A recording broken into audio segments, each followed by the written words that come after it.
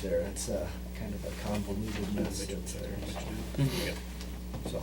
Yeah, it was a nightmare. I mean, was there like 5 lines or something like that? Yeah, there was 5 lines, and you know that usually the fiber, it's easier to deal with because usually it's only about 18 inches deep. You know, it's not real deep line. And it was running 5 foot deep, and that's where we put our sanitary. So the sanitary we put in, we just, you know, that's the nice thing when you're directional drilling something, and it's a low pressure main, you can dip it. You know, it's not a big deal that you can just go under things and go over top of things. So that was the nice thing that they, you know, were able to deepen that up and push it right on through. So They go pretty good, did it? yeah, they did a real good job. You know, it's one of those, they called us when they started, and it wasn't long before they completed. I think we went on site twice, and we were kind of sitting there, wow, geez, when are they going to complete? And then they called and said, no, we've had that complete for a week. Oh, yeah, well, that's a good thing. So, you know, when you don't hear, you know, those complaints and those questions, sometimes it's a good thing too. So they did a real good job. I've been real happy with them. I don't know, has anybody put any grinder pump in out there yet? I didn't figure they would till the spring. So It seems like they're moving pretty slow with it. So. yeah, yep. Well, the contract that we awarded Blacktop Service last year for the street project, Yep. what percentage of that do they have completed, David? On the It's last pay request, they have, it's 80% of the seal coat, I think we paid them. And the deceiving part would be the amount of patching that we estimated was significantly higher than what they ended up having to do. So if you look at the project, I think we might be, I don't remember what the last pay request stated on the full amount that we've been completed, but it's gonna be quite a bit lower than what it's actually done. Is probably, we're sitting there with the project is probably 70% complete already, but I think we're gonna come in significantly under, which is great, because we've added quite a few things. We have requested those additional areas that we talked about 6 months ago, and then we gave them those area drawings 5 months ago, and we haven't got numbers back. So I've contacted Bob numerous times now, and I called him again today. So we will follow up and see if we can get those numbers. So I've asked David to reach out to Wunsch and Denver Underground also to complete the storm sewer work next to Jet. I'm gonna ask you about Comes that. to talk. Okay. Yeah. Because we haven't, we're not getting anything back, and so. No. If we're, you know, I know that Leon's gonna reach out to me 2 or 3 times about it.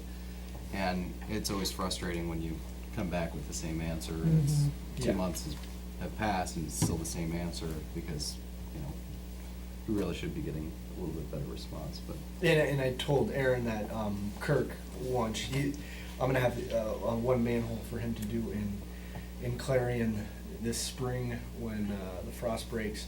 So maybe we could line that up, that, you know, when he's in the area, because he did ask me what was going on next year for Humboldt, because I'm finishing up a project with him over there in Clarion. So he might be able to put together a decent number for us to do that too. And I'm just gonna contact John Redding directly too, and see if we can get a number, because it doesn't have to be through the project. We can just get a quote from them to do that work. And we'll have, we can have them do we have a patching price, so we can have them do the patch, and we already have a unit price for it, so. A timeline, David? I mean, once the weather is, you know, permissible to do the street work, then we should be first in line to have our project done then next spring? I mean, is that what I sure would hope, considering we haven't actually adjusted the completion days. So we haven't had a change order in regards to that. Now, we're kind of in the understanding that we're playing nice at this point, but we're gonna only play nice for so long if it doesn't come first thing in spring that they're responding, so. especially in regard to the sidewalks that are left Yes, open? yep, absolutely. Yep, and that's been the intent. And the one nice thing is it's work that they already have, that they know that they have in the spring. They can be geared right up to do it first thing when the Sure. frost gets out of that. So I would expect that, and I would expect if we don't get that response, that we're gonna have the discussion in regards to liquidating. Okay. Seating on the Hovey project, the salt resistant seating that was not put down. That was not put down, yeah. What's the story with that? We informed them that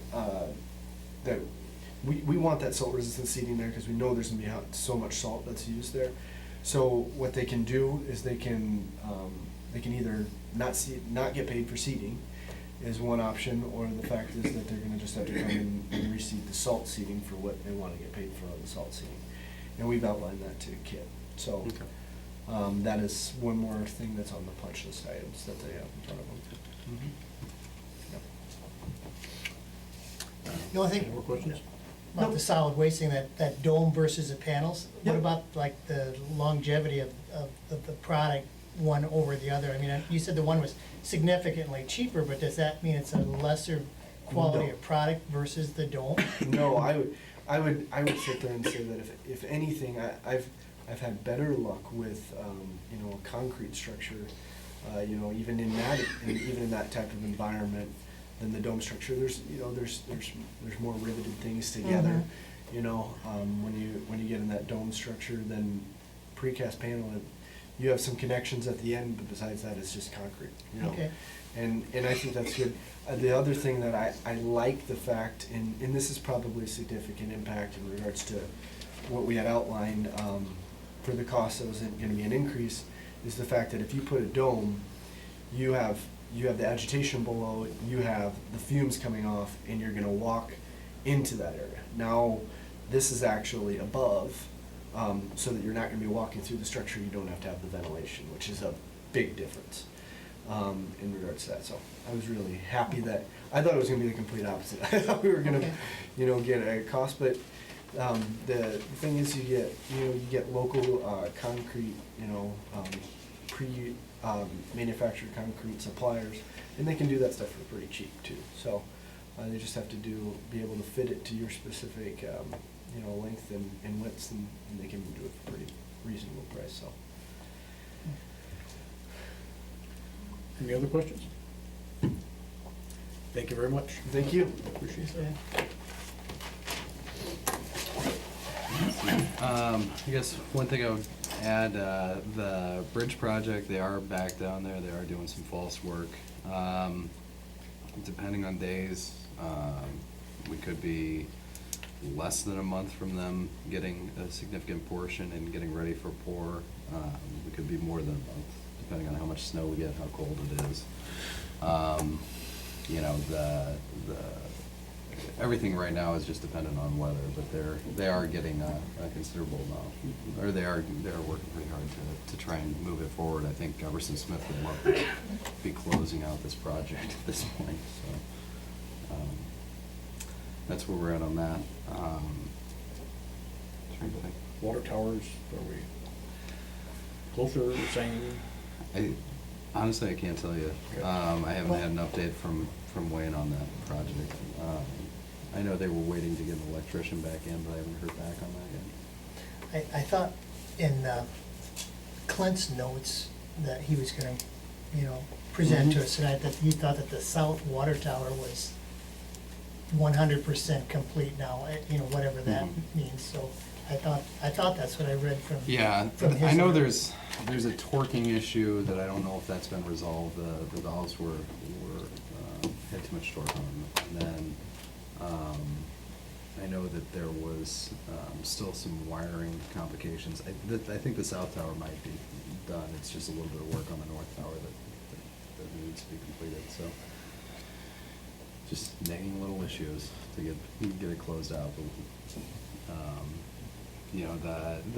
The interesting thing was we had the electrician here, but it wasn't within the scope of work while they were here, so they were told to leave, even though they could have completed the work, but then they would have been stepping on somebody else's shoes, so they left, and now we have to get somebody back 500 miles away to do something that probably takes 10 minutes, so.